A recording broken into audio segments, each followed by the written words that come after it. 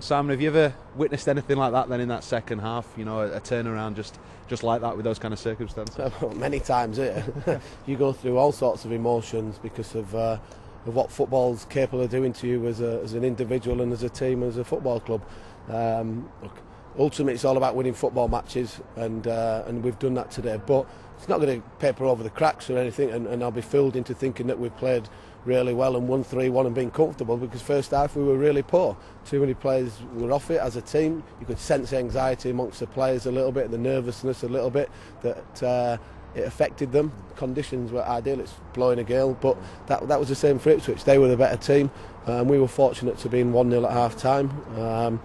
It was unfortunate to be 1-0 down at half time, and it gave us the opportunity still to sort of get a few things sorted.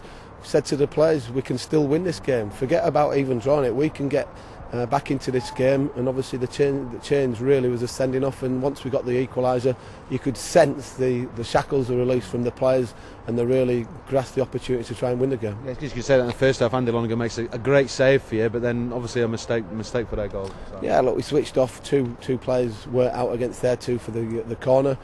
He's hit the shot. Sets a slight deflection, but Londoners will be disappointed not to have saved it.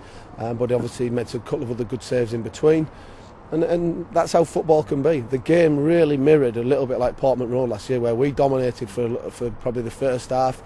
They get a sending off and go on to win the game. It happens this afternoon for us. But keep reiterating, the players have got immense character and spirit about them, but it doesn't, again, paper over the cracks of what we need to do better, both on the pitch and on the training pitch. Recruiting of players to make us better. Alex McCarthy's the hero again for Leeds, isn't he, today? Well, I've not seen Alex yet, but these things happen in football. I'm sure he'll go on to be a fantastic goalkeeper. He made a bad decision, I suppose, but one that's helped us out. And Robert Snodgrass, I mean, you know, the pass from Sonkom, he's straight into his feet. I mean, it's just a remarkable goal, that. It was. You just sometimes sort of get these opportunities, and it galvanises and gives that opportunity to get back into the game. Do you feel like, you know, somebody's really shining on you now? Well, no, because it's pouring down. We've got an opportunity to work hard for the next 10 days and try and put right what we needed to do today first half. But again, he goes back to sort of starting the game a little bit better, being sort of more desire, more sort of reactive rather than sort of waiting for things to happen. And we know we need to do better, but glass is always half full where I come from. 7 points out of 9.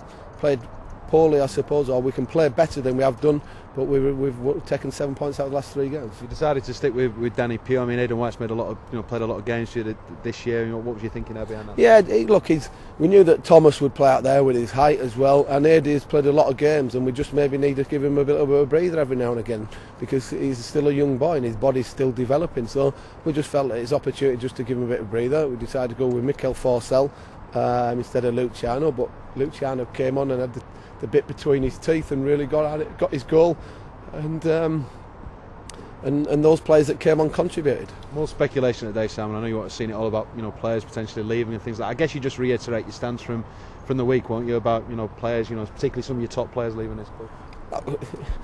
Anybody can, in this day and age, anybody can report anything and get away with it because they can use usernames that don't even comprehend to whoever's using them. My stance and our stance as a football club, that anybody leaving this football club will be on our terms only. Johnny Howson left because we felt it was the best thing for us as a football club to improve us as a team. Any other player, and ultimately he was out of contract and he had a desire to play in the Premier League. Every other player that's been linked with moves, they've still got lengths on the contract.